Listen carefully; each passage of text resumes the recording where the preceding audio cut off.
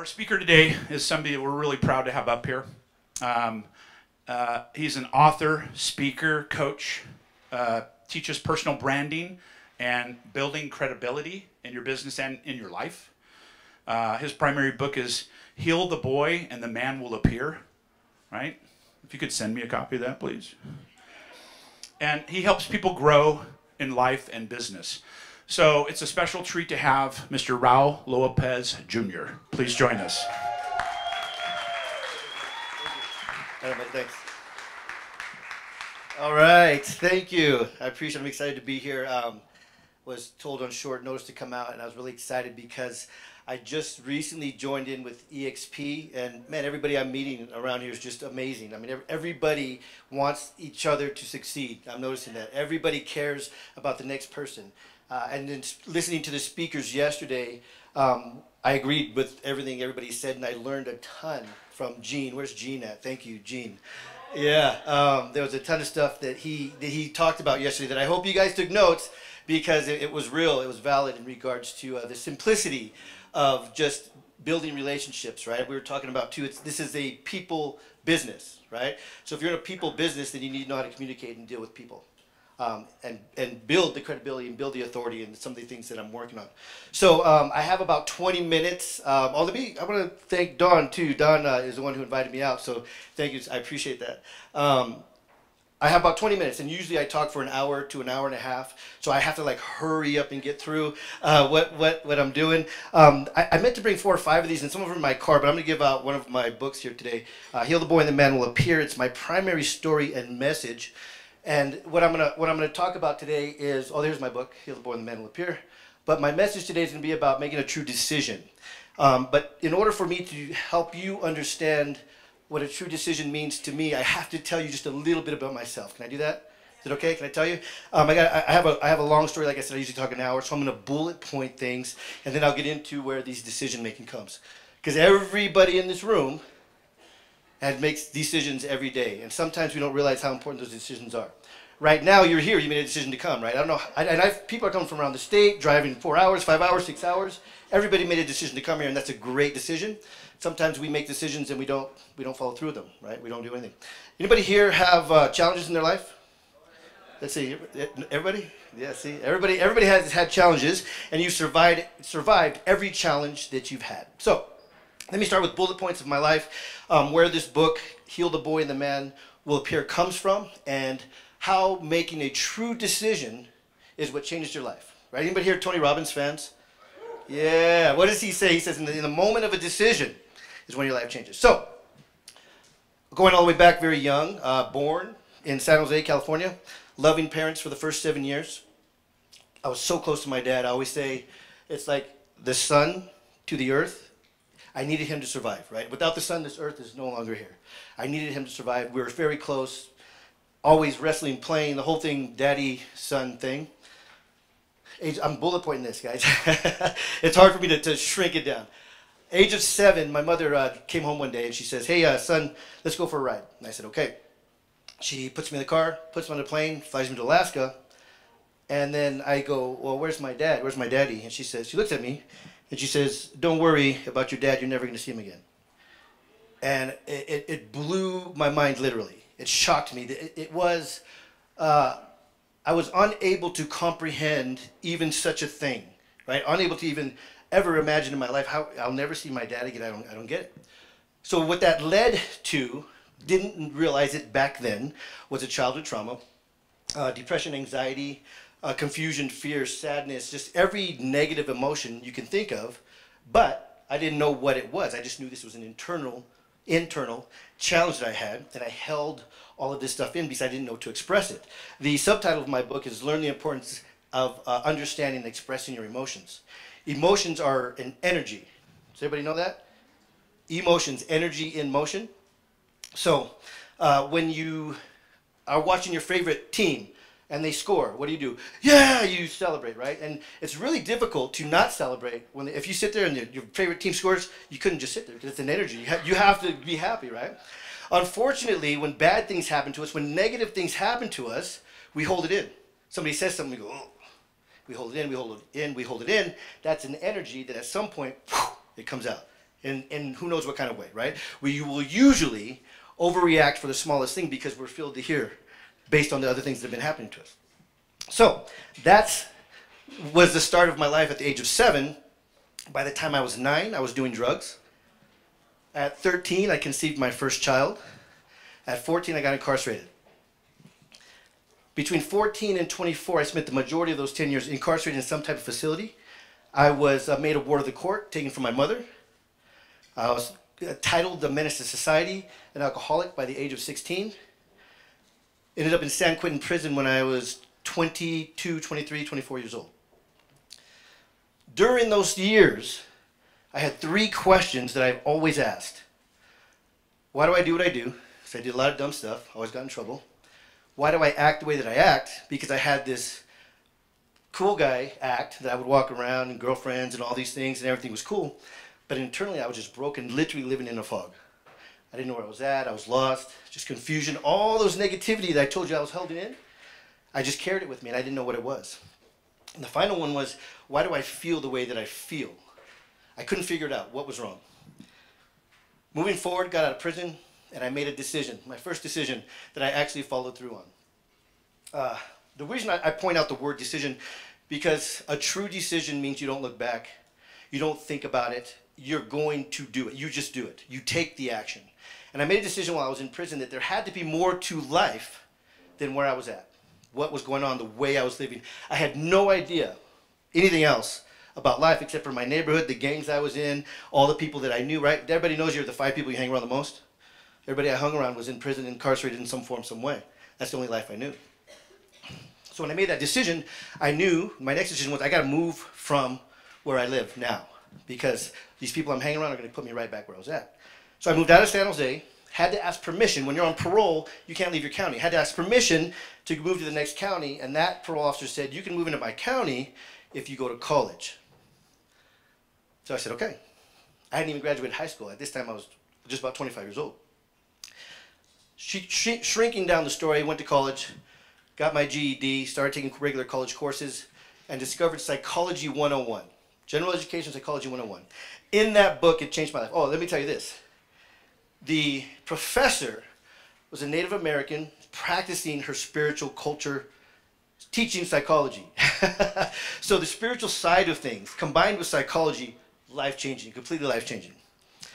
Opening the book, reading Psychology 101, and I'll paraphrase, it said, if this happened to you when you were a child, you may act like this. I go, whoa, there's an answer. There's an answer to one of my questions. Keep reading. If you experience ABC, then you may feel like this. It answered all 3 of my questions that I never knew there was an answer to. I thought it was just me. And I also thought, if this is in this book, then it's not just me who has been living this life. It's not just me who feels these things. It's not just me who's lost. There's more people.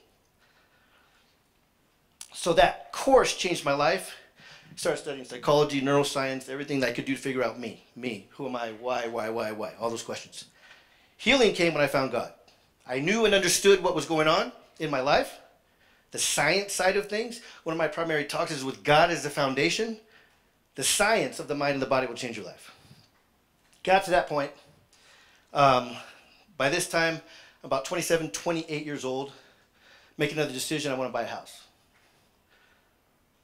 Get to the age of 30 after preparing to buy a house, and I bought my first house in Vacaville, California.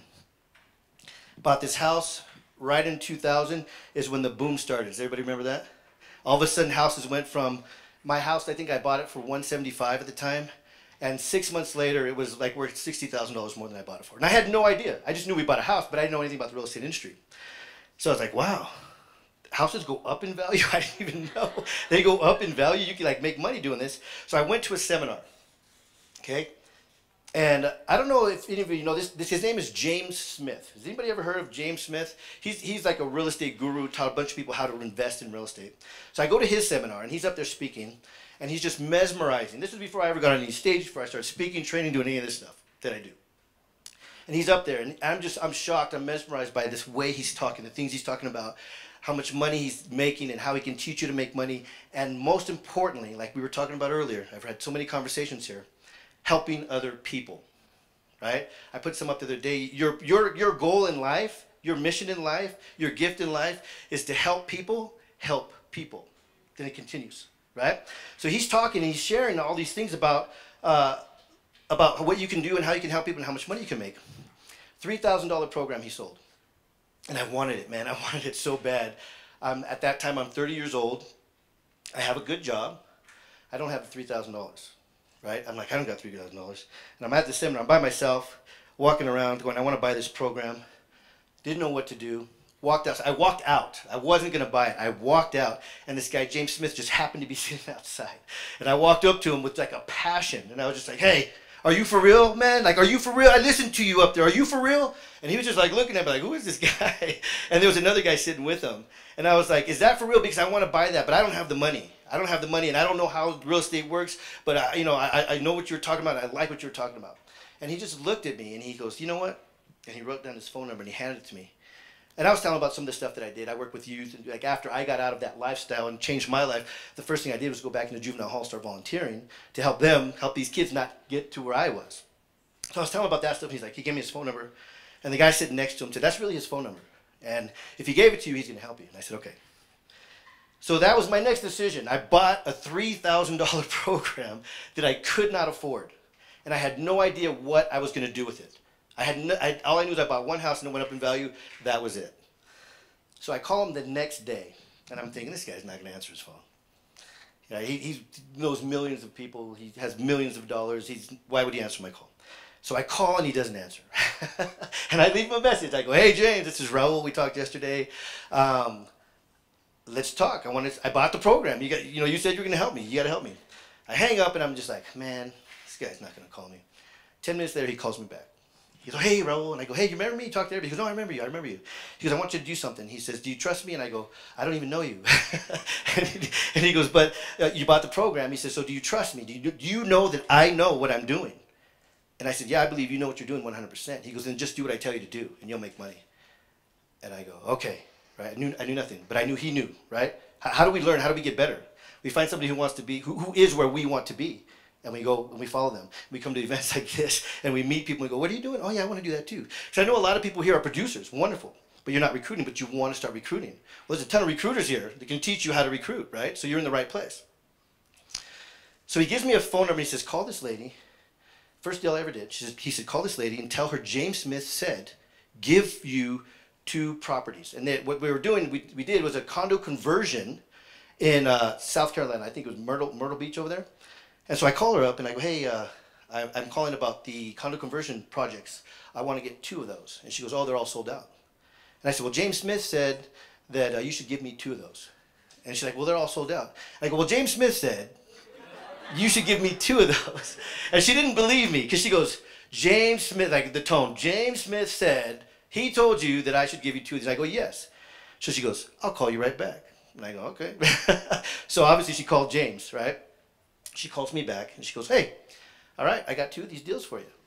And I go, huh, you just told me you were sold out like 10 times and now you got these 2 deals, right? So I go, okay. I take the 2 deals. Long story short, I made 140 grand in those deals in the next, I think it was about 4 months.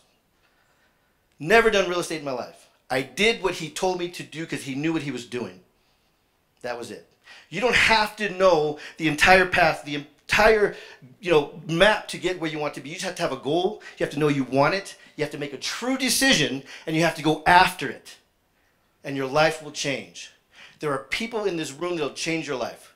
As far as I know, the majority of everybody in here, at least yesterday in the leadership meeting, are successful real estate industry, in the industry. I know we got a lot of new company here today. Everybody's welcome to everybody. So I don't know where everybody's at, but wherever you're at, whether you're making $10,000 a month or $1 million a month, everybody wants to go to the next level. And it's usually about helping people. All right? I don't know how much time I got left, but I'm going to go into one more quick story. 2008 hit. I was doing really well. I was doing deal after deal after deal from 2000 all the way to 2008. But I was so young, I thought it would go on forever. I didn't realize there were cycles. Right? We're in a cycle right now. It's happening right now, right? 10 years of strong industry. I didn't realize there were cycles. And a couple of people, much older than me, well, probably younger than I am now, but were much older than me back then, said, hey, Raul, you got to be careful. You got a lot of good stuff going on here, but you're over-leveraging now, right? Everybody knows what leveraging is. You're over-leveraging now. You got to be careful. So I said, Screw you. I'll do whatever I want. I'm going to do whatever I want. I know everything. I got all this money now. I can do all these things now. And I didn't listen. 2008 hit. Boom. And everybody knows, well, whoever was in the industry back then knows what happened. It was literally overnight. Houses were selling in hours. Houses were selling in one day. I had properties on the market. They didn't sell in 6 days. And I was going, 6 days, what's happening? I don't understand what's going on. And then 30 days, and then 60 days, and then the prices are dropping, and all of a sudden the investors are coming out. And I'm an investor, so I know how they work, how we work. So they're coming out and they're going, hey, I like your house, I'll give you full price for it. And then a week later, hey, you know what, I want 10 grand for this, and I want 5 grand for that, and they just start pounding me down, right? Ended up losing everything like a lot of people. And this is where the mindset comes in, right? We talked about true decisions and making them, and you're here, you need to continue to make a true decision. When you make a decision, you don't look back. When you make a decision, you go forward. You have to take it from your mind into your heart. As a man thinketh in his heart. You know what? Anybody know where that comes from? Where does it come from? The Bible. Perfect answer. Everybody, people usually say the book or Napoleon Hill or stuff like that because they repeat it. I don't know if you know this, and I'm assuming a lot of you do. If you study self-development, most of self-development comes from the Bible originally. Most of self-development comes from the Bible. So in the Bible it says, as a man thinketh in his heart, so is he. To me, that means get out of your head, right? Get out of your head and get into here.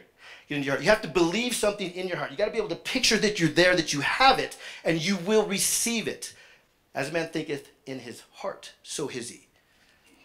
All right. I got 5 minutes. I'm going to hurry. 2008 hit. I lost everything. Anybody lose anything in 2008? Okay. I lose everything. I'm depressed. I'm broken. I'm sitting in this fog. I'm listening to what the media is talking about. And I'm listening. Pay attention. I'm listening to what the media is telling me back then. I don't know if I should say this. You know the media is full of malarkey? You know that? I'm listening. I was listening. I didn't understand at the time. I was listening to what the media was telling me. And the media was telling me I'm broke. There's nothing I can do. I'm going to lose everything I have. And I said, oh, okay. Oh, yeah, okay. The zombie. Okay, yeah, yeah. I just listened. And I went into depression and I gave up everything I had. I didn't have to. Right? Before I say, man, I lost everything I had. But the truth is I gave up everything I had because I didn't have to lose any of that stuff if I had my mindset right. So I sat in depression for 6 months. And I said, okay, well, I got to do something. Right? I got to make some money somehow. And all I wanted to do was feed my family. And I prayed, God, give me a job where I can help people and just pay my bills and rebuild my business. Okay? I want to help people. I love to help people. I want to be able to pay my bills, and I want to rebuild my business. I went from the status like a lot of us had, some of us have now, of 7 figures in the bank to 0 in the bank and 0 properties. I went from doing business consulting at like places like the Playboy Mansion and just all these, higher level type consulting things that I was doing, to literally pushing a cart cleaning toilets from 1 month to the next because I had to find a job. And I didn't understand how I ended up being a janitor. And I was like, holy crap, and depressed again and upset and the whole thing. And everybody that worked there was very angry, was very upset, and hated their jobs. I was at that job for almost 2 years. And I realized that I got what I prayed for. Because all these people who were hating their jobs and didn't like their lives, I was coaching them and I was counseling them. I was telling them life can be better and you don't have to be here. There's other things we can do, and I'm not going to stay here. I'm just feeding my family, and I'm growing my business, And I was helping these people and coaching and counseling them, and I was making enough money to pay my bills. And I go, holy crap, this is what I paid for. Be careful. Be careful what you ask for. Be careful what you ask for, because sometimes when you get it, you don't even realize you got it. You go, what happened? This is not what I wanted, but that's exactly what I prayed for. Enough money to pay my bills and to help people, and that's what I was doing. The second I realized that in my heart, that I was in the place I asked to be, everything changed. Boom. My business, everything started blowing up. I started getting phone calls just out of nowhere. The mindset portion of that is I went from listening to the news to making a decision and saying I have to do better. I do not allow anybody to create my economy. I create my own economy. It's coming right now.